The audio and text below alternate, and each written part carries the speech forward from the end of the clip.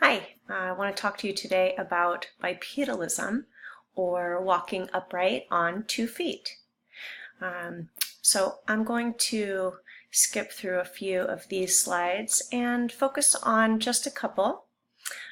First of all, I want to talk to you about the difference in these two words, hominin or hominid. So in more current materials, you'll see the word hominin used. And a hominin is, it's sort of a new classification, new meaning over the past couple of decades, that we use to include the species and genuses, or genera, of humans, extinct human ancestors, and the entire pan genus. So that would be chimps and bonobos, pan paniscus and pan troglodytes. And this is a cladistic taxonomy. So remember, a cladistic taxonomy is one that's based on DNA, not just on observation, which would be a phenetic taxonomy.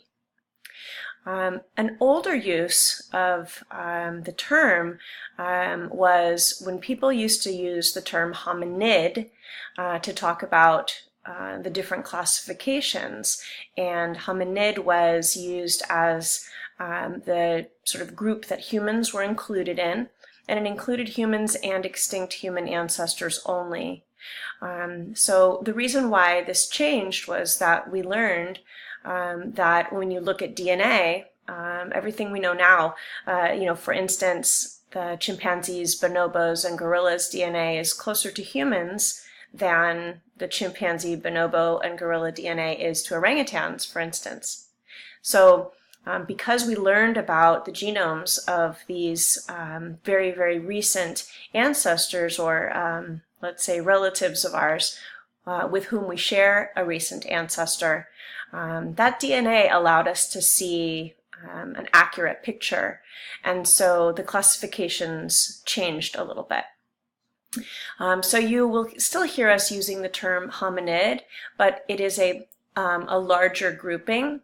It's the hominid family, or hominidae, but hominins are the grouping that includes us, our extinct human ancestors, and bonobos and chimps. So I just wanted to clarify that a little bit, because it can get a little bit confusing. So when we think about our human ancestors, the characteristics that we use in order to sort of begin this ancestry or this lineage are basically the following. We basically start when these ape-like ancestors of ours stood up and became bipedal. So when you start to see bipedal hominins or bipedal ancestors of humans, that's when we delineate the beginning of that sort of human lineage. Here is a picture of Laetoli, and this is about 3.7 million years ago. You can read about that in your book and see what's just going on here. Who are these hominins, and why is there a volcano in the background, and what's happening with those footprints? So tool use and manufacture is another thing that we use to sort of look for identifying characteristics of human ancestors. So for instance, if we see a dig site, a cache of bones, and cache in this sense is CHE, and these bones belong to hominins and not four-legged ancestors like apes or another primate species. And we see tools in this same cache, or in the areas where we find the bones, then we're more likely to think, oh, maybe this is a hominin, a human ancestor, because we don't see apes making and using tools in the wild like humans have made and used tools, and human ancestors. While it's true that chimpanzees and orangutans and a few other monkey and ape species do use tools, as well as some other species on Earth, the idea that advanced tool making took place We sort of reserve this for human ancestors, and we only do this because it's borne out in the fossil evidence. The third thing is reduced size of dentition, or smaller teeth. So in general, when you see apes, they have larger canines, which are used especially by males in order to fight one another for a dominant position in the group. You'll often see, especially chimpanzees who are very aggressive, you'll see them fighting and using their canines to bite one another. Or even just in some species flashing their canines, like baboons, and this canine flash sort of signals a threat, like, look at my canines, I'm going to use them to bite you if you're not careful. So when we get to human ancestors, we see this greatly reduced size of canines, and also in general a greatly reduced size of molars. And that's sort of in width, right? Canines are in length. So just smaller mouths in general. And this continues, that our jaws get smaller and smaller as we go throughout evolution, and our foreheads get bigger and our brain size gets bigger. So if we think of an ape skull, this is the back of the ape skull. This is the muzzle, what we call the prognathism.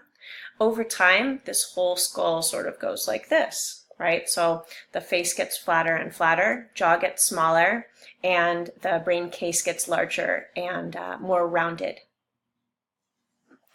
And that's what number 4 here has to do with the enlargement of the brain, right? So over time we see a great enlargement of the brain, and you can see this in some of the slides to come. So these are 6 of the major things that happen to our bodies to make us habitual and obligate bipeds. What we mean by that is that once our bodies changed, we had to stand up, we had to walk. It is no longer efficient for us to walk on all four legs. So the foramen magnum is a hole at the base of the skull where the spine articulates with the skull, right? So from the back into the neck and into the skull. That foramen magnum is the hole at the bottom, and it becomes centered, right? So the spine can articulate straight directly into the center of the base of the skull. That signifies, if we find that in a fossil cache, right, some bones that we find, that means that is a bipedal hominin. If it is a quadrupedal hominin, and let's say this is the skull, the foramen magnum will be in the back of the neck because the spine will articulate outwards in a horizontal fashion so that the forelegs can go on the ground over here, right? So if you have a four-legged animal, and let's say that we're assuming that a foramen magnum is in the center, right? Trying to decide whether it's a four-legged or a two-legged animal.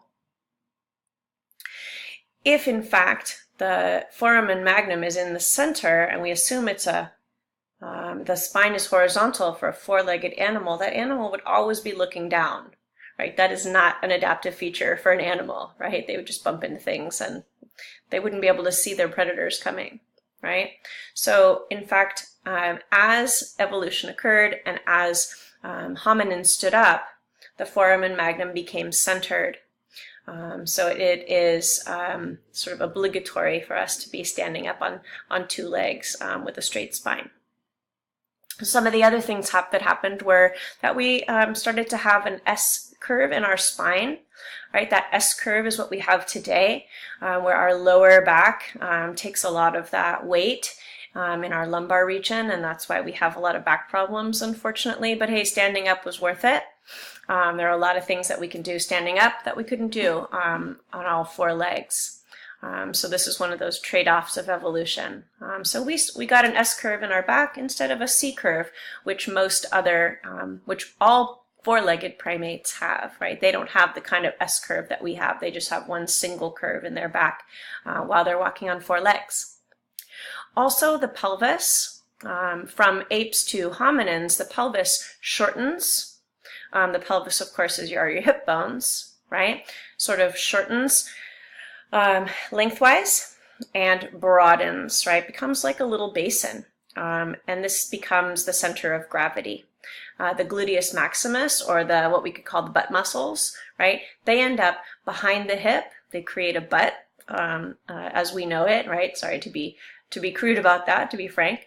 But chimpanzees have their glutes on the sides of their bodies, so they don't have a butt. Our legs got longer, right? They lengthened, and they are longer than our arms are, which is something that happened when we stood up.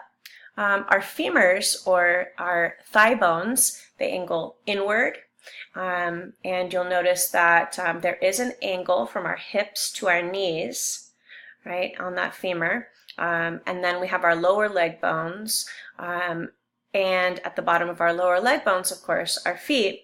Our feet realigned from being, but from having a big toe that was opposable, which we really could use in the trees while we were clambering about. Now we're on the ground, and therefore the arch develops so that we can walk and run long distances and get a lot more efficient in doing that, and our big toe aligns with the rest of our feet. So these are 6 major things that happen around, we'll say, 6 to 4 million years ago. And there are different species which we have found in the fossil record that show these adaptations. I want to talk about a couple of other things, and that is why would we have stood up? Right? So there's a lot of reasons for bipedalism. There are even other reasons than the ones that I'm giving you here, but these would all have been like sort of an impetus for early hominins to stand up, and may have led to this habitual and obligatory bipedalism. So the first reason is carrying or provisioning. It's a lot easier to carry things or provision a mate, right? Bring food to a mate if you are standing on 2 feet. It's a lot harder to do that on all 4s. This could be used for carrying food to safer locations, or to create a relationship with between males and females who would then be breeding partners. Also for vigilance, standing up, looking around, right? Seeing who's around you, especially over the tall savanna grass. Excuse me. This may have led to upright posture. The third thing is heat dissipation. So when you stand up, you no longer have the full heat of the African savanna sun all over the length of your back. It's just really hitting the top of your head and your shoulders. Of course, there's going to be a lot of radiant heat around you, but the sun's radiation is hitting you less directly, right? So this is important for keeping our bodies cool, and especially our brains. Our brains have to stay at 98.6 degrees. Otherwise, we have a fever and we can't defend ourselves with a fever, right? All we just want is like the remote and some chicken soup. It's really important for us to stay cool. So a lot of these reasons have to do with sort of staying cool. Fourth, energy efficiency. It's much more efficient for us to stand up and walk than it is for us to walk on all 4 feet, but this is a little bit of a circular reasoning, so we might not say that this is an argument for bipedalism, but just for maintenance of bipedalism. Fifth is foraging. Again, some of the reasons why we may have stood up were to get food, to carry food, and to forage for food. In fact, there are experiments done and also a lot of observations where you can see primates in trees standing up to reach food, or on the ground standing up to reach food in trees. And then lastly, displaying. Displaying is a behavior that keeps the political and social hierarchy in a group. And so for males especially, to retain their dominance, they stand up, they get really large, and they walk around, their hair stands up on end. And you can see this in bonobos too, with the female alpha females, right? Because in bonobos we also have dominant alpha females. And they, wave their hands around and drag branches around just to say, like, remember, I'm dominant. So those are some of the things to think about when you're thinking about why our ancestors stood up and reasons for bipedalism.